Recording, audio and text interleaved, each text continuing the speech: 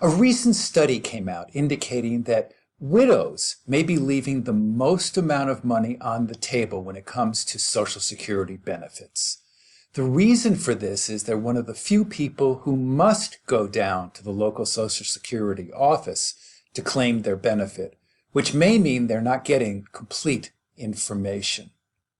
In this video, I will share with you some of the pitfalls to avoid and how to maximize your retirement income and Social Security benefits. Hi there, I'm Mark Singer, founder of Your Retirement Authority and for over 30 years president of Safe Harbor Retirement Planning. For up-to-date and timely information on how to maximize your retirement income and your Social Security benefits, subscribe to my YouTube channel and hit the notifications bell so that you can become alerted to when we post new videos. I want to start our conversation off today and talk about how to properly coordinate your spousal benefits and the importance of that. Obviously, the goal with coordinating spousal benefits is to maximize your benefit now and later. And assuming you are married on a current basis, then figuring out how to choose which of the 567 different strategies that are best for you and your spouse are important. But it's also important to recognize that you have to plan for the future as well, where one of you may not be here. And the importance now of making sure that you understand the impact if you are to claim your eligibility, your benefit early. As I have indicated in other videos, almost 1/3 of people claim their benefit at age 62, in essence in what we call the penalty phase, and take anywhere from a 25 to 30% hit on a monthly basis for their benefit for the rest of their lives. But even more importantly, they actually put a stake in the ground for their surviving spouse because it has a tremendous impact on the surviving spouse's benefit. So my first recommendation or tip to you is really you should not be, in most circumstances, taking an early benefit, particularly if you're expecting to maximize the Social Security benefit for your spouse when she outlives you. So I want to share with you what you can expect when you go to the local Social Security office and why you should find additional guidance, particularly as a widow. And again, I'm not exactly sure why this last category of people must go down to the local Social Security office. But just about everybody else can do everything online except for the widow. And it's important to recognize when you go into the office what the Social Security personnel can and cannot do for you. They can estimate your individual benefits. They can tell you the amount you are entitled to now. But they can't project future benefits through scenario planning, and they cannot help you with innovative strategies designed to maximize your benefits. So if you're going down to Social Security as a widow, which you must, then I strongly recommend that you get some additional guidance from your advisor or somebody who's well-versed in Social Security to help you parse through the information that you have received to make sure that it is accurate. So we'll continue today and talk a little bit about what the basic rules are for survivor benefits. The couple must have been married at least 9 months at the date of death. The survivor must be at least 60 for a reduced benefit, 50 if disabled, or full retirement age for a full benefit.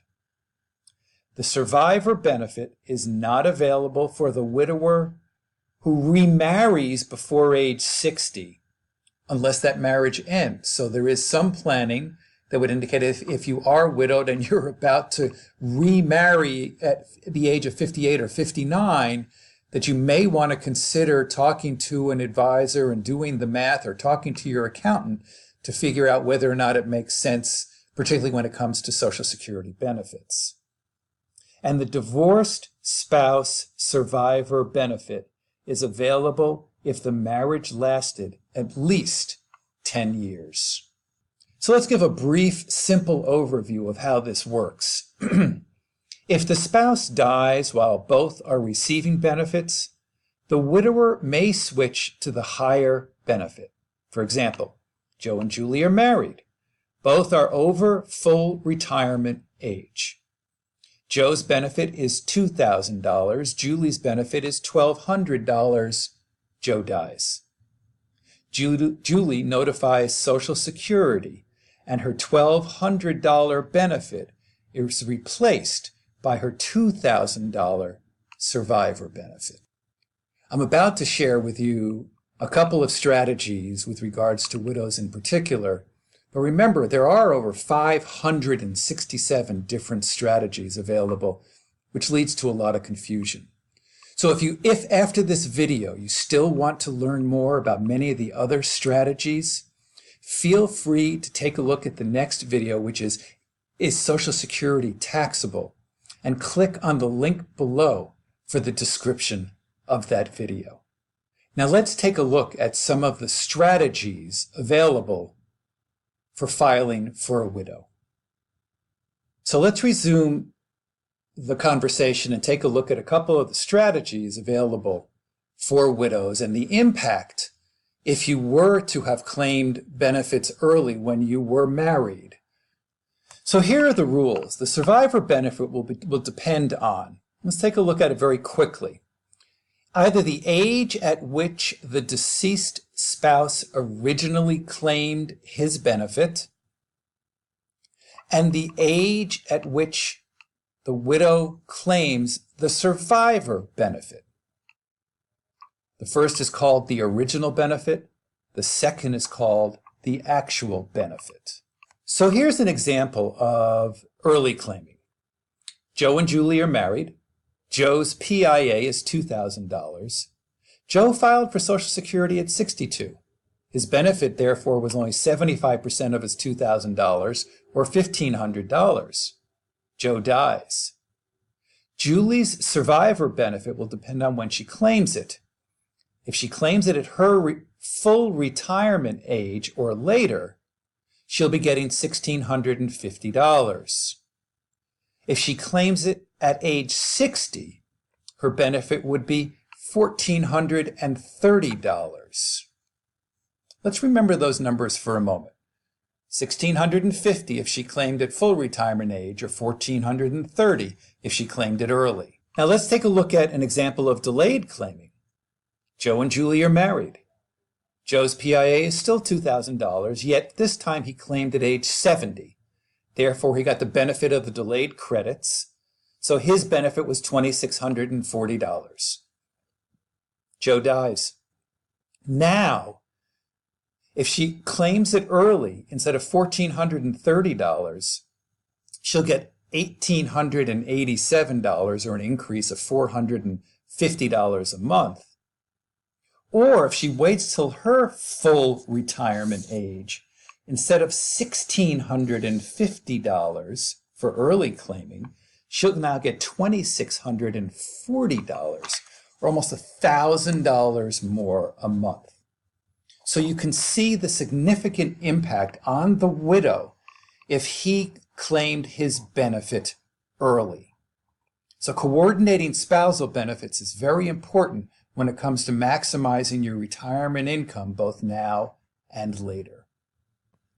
If you are confused about these or any of the other 567 different strategies to maximize your Social Security benefits and your retirement income, and if you're interested in developing your own personalized retirement income plan, click on the link below to become my client. Also, if you like this video, subscribe to my channel, tell a friend. Thank you very much for watching, and here's to enjoying the retirement journey.